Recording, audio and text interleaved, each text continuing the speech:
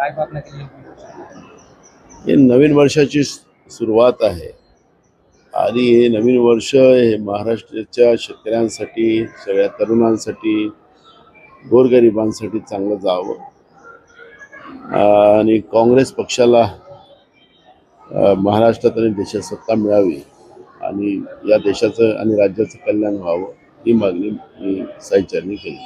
महानगरपालिकेचे इलेक्शन लागले मात्र कुठेतरी काँग्रेस महाविकास आघाडीपासून सोबळावर काही ठिकाणी लढते.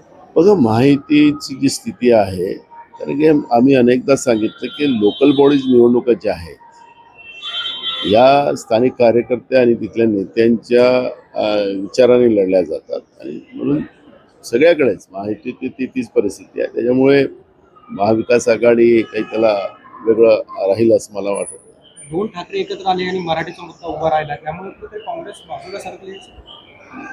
बघा, आम्ही संविधानाला मानणारी लोक आहोत, सर्व धर्म समभावाला मानणारी लोक आहोत. आता साईचरणी आपण आहोत, साईचरणीला सगळ्याच धर्माची लोक येतात.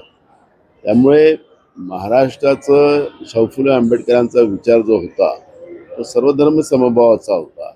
त्याच महाराष्ट्रात आम्ही राहतो.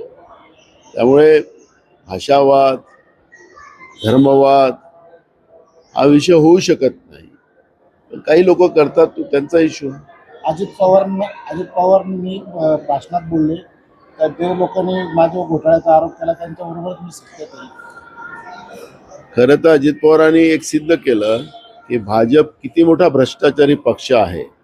कालपर्यंत आम्ही आरोप करत होतो, म्हणजे 70,000 कोटीचा इरिगेशनचा भ्रष्टाचार करणारा माणूस भाजपनी आणि त्यांचे आका नरेंद्र मोदींनी त्यांना सत्तेत घेतलं, राज्याचा उपमुख्यमंत्री केला आणि त्यांना अर्थमंत्री दिलं, राज्याची तिजोरीची चाबी त्यांच्या हातात दिली. म्हणजे तुम्ही राज्याचे पैसे लुटा, अशा पद्धतीचा जो भाजपचा खरा चेहरा जो आहे तो अजित पवारही उघडकीस आणलेला आहे. महानगरपालिका निवडणूक लागण्याआधी 70 बिनविरोधात निवडून येतात.